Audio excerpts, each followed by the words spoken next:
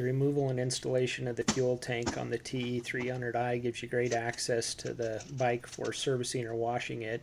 It's easy to do, takes just an 8mm socket and something to drive it in a couple of minutes.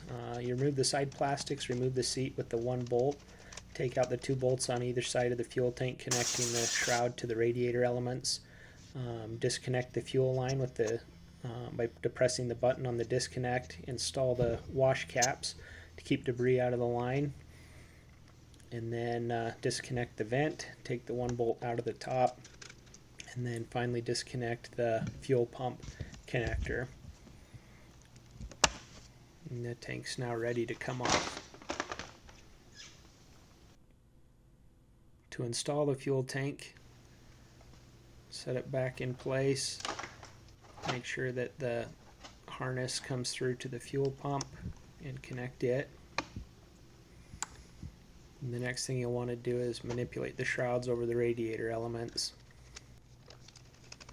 and secure those 2 bolts on either side. All these bolts for the fuel tank and the shrouds and the seat are torqued to 10 Newton meters or 7.4 foot-pounds. Connect your fuel cap vent again in your fuel line.